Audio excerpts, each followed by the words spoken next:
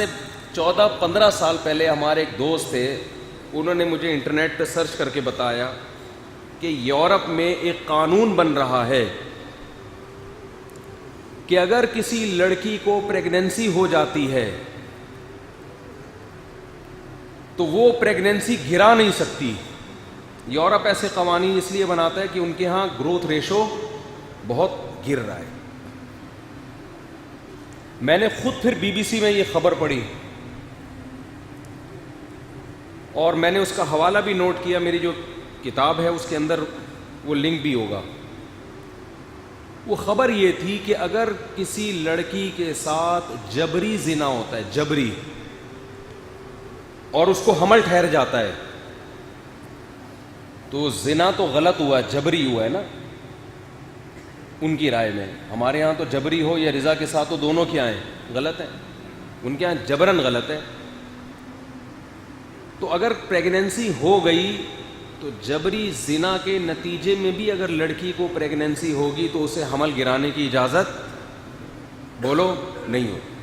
ان کا مقصد اس حمل کے حقوق نہیں ہے, ان کا مقصد اپنی ریاست کو بچانا ہے کہ گروتھ ریشو کیا ہو رہا ہے, گر رہا ہے. تو چلو جس طرح سے بھی پیدا ہوں, حلال ہو, حرام ہو, ناجائز ہو, جبرن ہو تو صحیح. تو ہمیں الٹی پٹیاں پڑھائی ہوئی ہیں ان لوگوں نے کہ 2 بچے 2 ہی اچھے ہیں. ان کے یہاں نہیں ہے یہ بچے 2 ہی اچھے ہیں. ان کے آئے کہ ہوں گے تو اچھے ہوں گے نا 2 ہوں گے تو یہ تو نسل ہی ختم ہو جائے گی. اچھے برے کی بحث تو جب ہوتی ہے جب آبادی تو ہو. ہاں میں یہ عرض کر رہا تھا کہ وہ بی بی سی کی رپورٹ تھی نا, میں نے خود پڑھی پھر وہ کہ بھئی اس پر بحث ہو رہی ہے کہ جبری زنا کے نتیجے میں اگر عورت کو حمل ٹھہر جائے تو اسے بچہ گرانے کی اجازت نہیں ہونی چاہیے. خیر اس پر خواتین نے احتجاج کیا اور اس قانون کو پاس, اس وقت کی رپورٹ یہ ہے کہ پاس نہیں ہونے دیا. تو اب واللہ عالم اب کیا قانون ہے مجھے نہیں معلوم. تو اس پہ یہ تھا کہ بھئی ایک عورت کو زبردستی مجبور کرنا کہ وہ بچہ پیدا کرے یہ اس عورت کی مرضی کے بغیر جائز نہیں ہے. یعنی اس کی یہ اجازت نہیں ہونی چاہیے, عورت کے رائٹ کے خلاف ہے.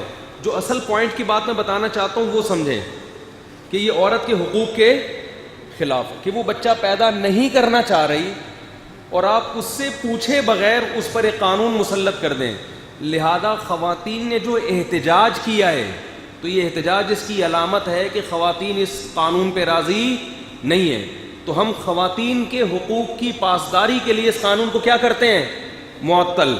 اب جو پوائنٹ ٹو بی نوٹڈ ہے وہ یہ ہے جو ابھی میں بیان کر رہا ہوں. اس پر ایک انگریز نے لکھا کہ عورت کے حق کے تحفظ کے لیے جب اس کو بچہ گرانے کی اجازت دی ہے تو اس میں بچے کا کیا قصور ہے.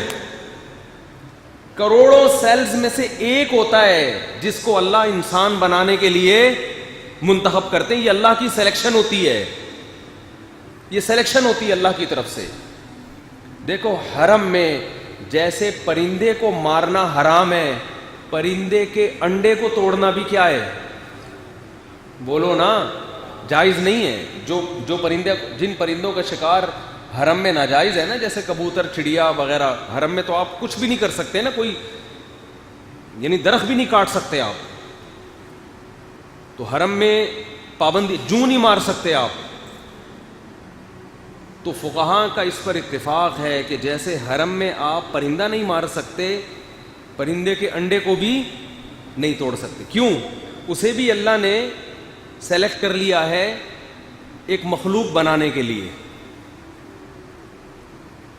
تو آپ بتاؤ کہ حرم میں ایک پرندے کی انڈے کی ویلیو ہے تو ماں کے پیٹ میں جو انسان جس کی اللہ نے سلیکشن کی ہے پیدائش کے لیے, اس کی حیثیت نہیں ہوگی خدا کی نظر میں. تو اس گورے نے لکھا, انگریز نے, اس نے لکھا کہ یہاں خواتین کے حقوق کا تو خیال کیا جا رہا ہے لیکن اس بچے سے نہیں پوچھا جا رہا. وجہ کیا ہے؟ وہ بچہ کسی عدالت میں جا نہیں, اسے تو پتہ ہی نہیں میرے ساتھ ہو کیا رہا ہے. اس نے کہا یہ قانون انصاف پر مبنی اس وقت ہوگا کہ اس بچے کو پیدا ہونے دیا جائے, پھر اسے بالغ ہونے دیا جائے, پھر اسے عدالت کے کٹہرے میں لایا جائے کہ تو اس پروسیس پہ راضی تھا یا نہیں تھا. اگر وہ کہتا ہے نہیں تھا, اسے گولی مار دی جائے. اور اگر وہ کہے مجھے زندگی چاہیے, تو اسے بھی اتنا ہی جینے کا حق ہے جتنا اس بچے کی ماں کو. سمجھ میں آ رہی ہے بات کہ اسلام میں اور یہ جو اسلام کے جو لبرل لوگوں کے قوانین ہیں, ان میں بیسک فرق کیا ہے؟ یہ صرف ان حقوق کی بات کرتے ہیں جن حقوق پر آواز اٹھانے والے لوگ موجود ہیں, جن سے آپ کے ذاتی مفاد پہ زد پڑ رہی ہو.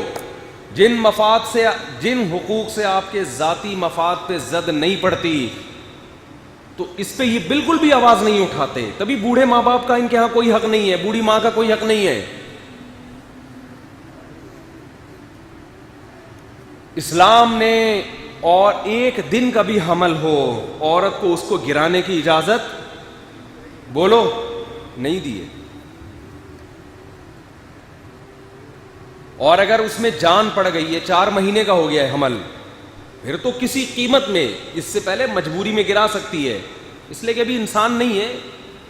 ماں کی زندگی کو بچانے کے لیے 4 مہینے سے پہلے جو حمل ہے, کیونکہ 2 زندگیاں ہیں نا, ایک ماں کی زندگی جو حقیقت میں زندہ ہے, اور ایک وہ زندگی جو کنفرم نہیں ہے. تو ماں کی زندگی کو بچانے کے لیے اس حمل کو گرایا جا سکتا ہے. لیکن فقہا کا اتفاق ہے کہ اگر بچے کو 4 مہینے ہو گئے, تو جتنا ماں کو جینے کا حق ہے اتنا ہی اس بچے کو بھی. اب کسی ایک کی زندگی کو بچانے کے لیے کسی دوسرے کا قتل جائز نہیں ہے. ہمارے پاس تو لوگ مسائل پوچھتے ہیں صبح شام کہ ماں کے پیٹ میں بچہ ہے, ڈاکٹروں نے کہا کہ معذور ہے. کتنا ٹائم ہو گیا بھائی؟ 6 مہینے کا ہو گیا, معذور ہے. بعض دفعہ ڈاکٹر بھی کہہ رہے ہوتے ہیں گرا دو اس کو, یہ معذور ہے, ساری زندگی کی ٹینشن ہے. کہتے ہیں بھائی میں کیسے قتل کی اجازت دے دوں؟ اگر بچہ پیدا ہونے کے بعد معذور نکلے تو کیا قتل کرو گے اس کو؟ بولو نا, قتل کرو گے؟ تو ایسے ماں کے پیٹ میں بھی معذور ہے تو کیا کرنا ہے؟ تقدیر کا حصہ سمجھ کے برداشت کرنا ہے. اسی وجہ سے تو دیندار لوگ ڈپریشن میں نہیں جاتے, اور بے دین کس میں چلے جاتے ہیں؟ ڈپریشن.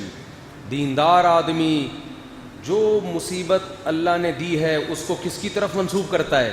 اللہ کی طرف, کہ اس میں میرا فائدہ ہوگا. معذور ہے, صحت مند ہے, کس کی قسمت کا؟ میری قسمت. کوئی بات نہیں, اس معذور کی خدمت پہ اللہ میرے گناہوں کو معاف کرے گا.